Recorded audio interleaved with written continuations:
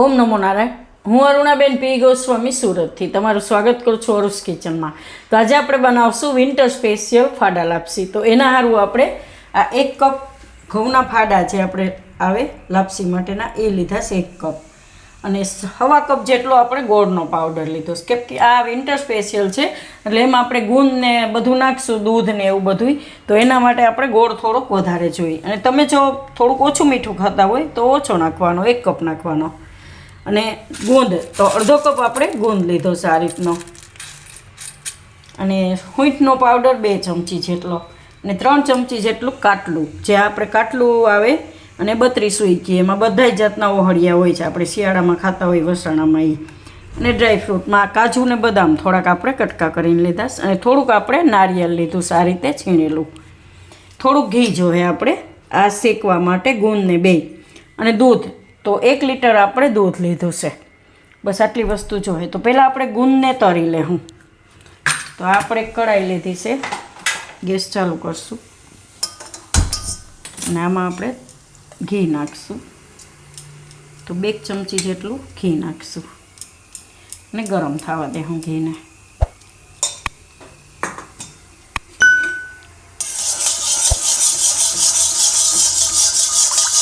તો આ ગાયનું ઘી છે, તમે કોઈ પણ ઘી લઈ શકો. આપણે ઘરનું ઘી ઘરે બનાવેલું હોય એ તમે વાપરી શકો એમ. તો આને થોડુંક ગરમ થવા દેવું આપણે. તો ઘી આપણું ગરમ થઈ ગયું છે ને આ કઢાઈ છે આપણે લોઢાની, એટલે એ સાઈડમાં એ રીતે ધુવાડા નહીં કરતા રહે, ગરમ થઈ જાય ને કઢાઈ એટલે. તો થોડો ગુંદ નાખીને જોઈ લેવાનું. આમાં આપણે ગુંદને તરી લઈએ. તો એકારે બધોય ન આવે તો થોડો થોડો કરીને આપણે એને તરી લેવાનો. બધોય ગુંદ ફૂટી જવા જોઈએ. ગેસ ધીમો કરી દેવું. બધો ગુંદ આપણે આ રીતે ઘીમાં શેકી લેવું.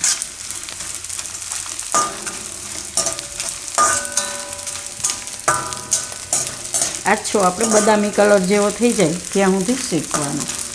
એકવાર ઘી ગરમ થઈ ગયા પછી એને ધીમો કરી દેવાનો ગેસને. નકર શું છે, સરસ કલર એનો ચેન્જ થઈ જાય અને અંદરથી કાચો રહે.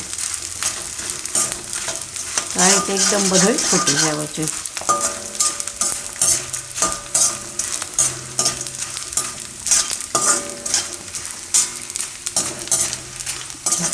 કલર ચેન્જ થવા માંડશે ને એવું હોય તો તમારે દબાવીને જોઈ લેવાનું. થોડુંક આ રીતે ભાંગી જવો જોઈએ. જો આ થઈ ગયો છે, તેને આપણે કાઢી લેવું પ્લેટમાં.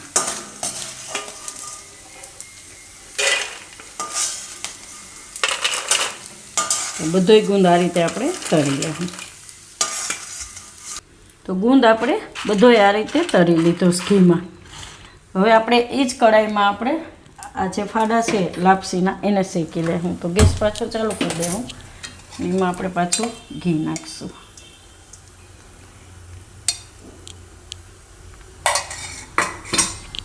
તો એમાં આપણે હવે આ ફાડા નાખી દેવું લાપસીના.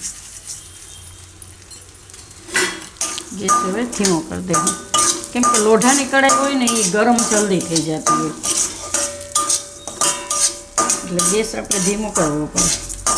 તો આને આપણે હવે મીડિયમ ગેસ રાખીને શેકી લેવું. તો બધી આ રીતની સફેદ થઈ જાય ત્યાં સુધી એને શેકવાનું છે. જો કોક કેવી ઘીમાં નાખ્યા ભેગી સફેદ થઈ ગઈ, તો આ બધી આપણે એ રીતની શેકવાની છે મીડિયમ ગેસ રાખીને. તો આ રીતે આપણે આને શેકી લીધા છે. તો કાજુ બદામ આપણે એમાં નાખી દેવું એટલે ભેગા શેકાઈ જશે.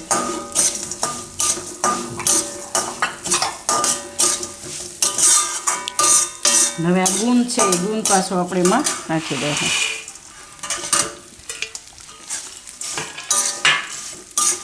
ગેસ ધીમો રાખવાનો છે.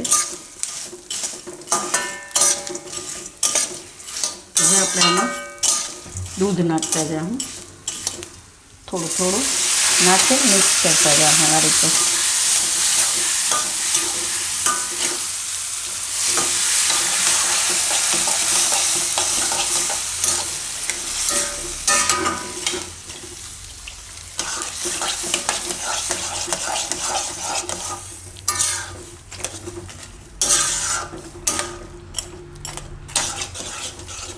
તો બધું દૂધ આપણે નાખી દેવાનું અને પાકવા દે હું વચ્ચે વચ્ચે હલાવતા રહે હું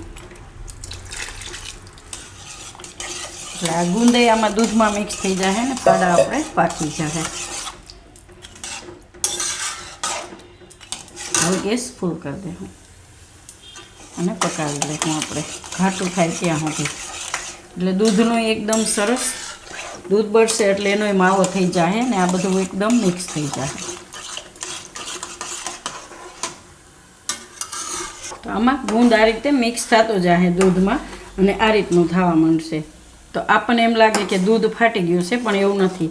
આ એકદમ સરસ માવા જેવું થઈ જાય. જેમ જેમ ઉકળતું જાય અને ઘાટું થાય એમ જે રીતે આપણે પહેલાં આથેલો ગુંદ બનાવ્યો હતો એમાંય આપણે એ જ રીતે બતાવ્યું હતું કે પહેલાં તમને એમ લાગશે કે દૂધ ફાટી ગયું પણ ગુંદ ને દૂધ ભેગું થાય એટલે આ રીતનું થાય. પણ આ ધીરે ધીરે પાકતું રહે ને એકદમ સરસ બધું એક રસ થઈ જાય. હલાવતું રહેવાનું એને વચ્ચે વચ્ચે એટલે ગુંદ આપણે જે હતો એ બધો લગભગ આમાં મિક્સ થઈ જાય.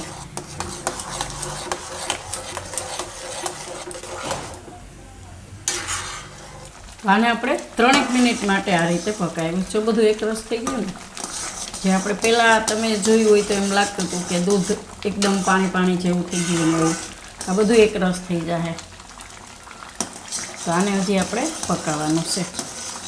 તો ફાડા લાપસી હોય એટલે એને પાકતા થોડીક વાર લાગે અને આ બધું દૂધ બળે ત્યાં સુધી એને આપણે પકાવવાનું છે. ગેસ ફૂલ જ રાખવાનો વચ્ચે વચ્ચે હલાવતું રહેવાનું. તો આને આપણે બીજી 5 મિનિટ પકાવી લીધું. તો આ રીતે સરસ ઘાટું ખાવાનું બસ. તો હજી આને થોડુંક આપણે થોડું ખાવા દેવું થોડુંક પાકવા દેવું થોડુંક ઘાટું કરશું હજી. તો આને ટોટલ આપણે 12 મિનિટ જેવું થયું. તો હજી 2 મિનિટ માટે એને પકાવી લેવું પછી એમાં નાખશું આપણે ગોળ. આ રીતનું આપણે ઘાટું થઈ જવા દેવાનું.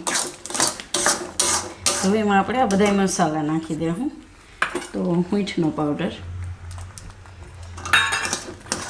અને આ કાટલું 32 અને ટોપરું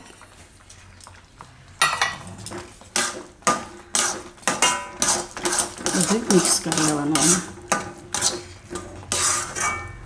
એકદમ આનો સરસ ટેસ્ટ આવશે તમને માવા જેવો. હવે આપણે એમાં ગોળનો પાવડર નાખીશું. તો ટેસ્ટ પ્રમાણે તમે નાખી શકો.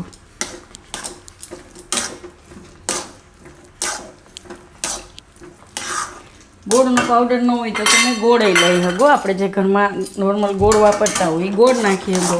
ખાંડવાળું ખાવું હોય તો ખાંડ નાખી શકો. કોઈ પણ વસ્તુ તમે એમાં નાખી શકો. જેવું મીઠું ખાતા હોય એ પ્રમાણે તમે આમાં નાખી શકો. હજી આપણે થોડુંક નાખીશું કેમ કે આ બધી વસ્તુ છે એટલે ગોળ જોઈએ. તો 1 કપ તો કમસે કમ જોઈએ છે. અને આ ગોળનો પાવડર તમને માર્કેટમાં કોઈ પણ દુકાને તમને મળી જાય. તમે કહો ને ગોળનો પાવડર જોઈશે એટલે કોઈ પણ દુકાને મળી જાય. કેમ કે આસાનીથી મિક્સ થઈ જાય. જે ઢીલો ગોળ હોય એ હાલે પણ આ થોડું ખારું લાગે. તો થોડીક વાર એને પકાવી લે. હું ટેસ્ટ કરીને જોઈ લેવાનું કે જો તમને એમ લાગે કે આમાં ગોળ ઓછો લાગે તો તમે નાખી શકો એમ. તો ઉપરથી પાછું થોડુંક ઘી નાખશું 1 ચમચી જેટલું. હવે થોડીક વાર પકાવી લે 2 થી 3 મિનિટ માટે. તો આ રીતનું આને થવા દેવાનું. એકદમ સરસ લાગે ટેસ્ટમાં. અને ગુંદ નાખ્યો એ કોઈને ખબર નહીં પડે. જે ગુંદ નહીં ખાતું હોય ને એ ખાય એમ. આમાં તમને ક્યાંય ગુંદ દેખાય નહીં. બધો ગુંદામાં એકદમ સરસ મિક્સ થઈ ગયો છે. અને આ ઠંડુ થાય એટલે થોડુંક ઘાટું થાય. અને આને તમે ફ્રીજમાં 7 થી 8 દિવસ માટે ડબ્બામાં ભરીને ફ્રીજમાં રાખી શકો. દૂધવાળું છે એટલે બહાર નહીં રાખવાનું, ફ્રીજમાં રાખવાનું. તો ગેસ બંધ કરી દે.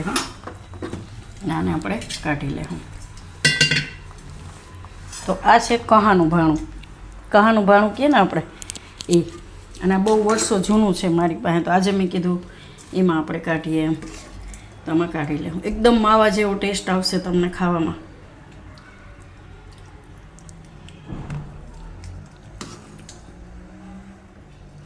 તો આમાં બધું કાઢી લેવું આપણે. તો આમાં આપણે કાઢી લીધું. ઉપરથી થોડુંક નારિયેળ નાખશું ખાલી ગાર્નિશ માટે.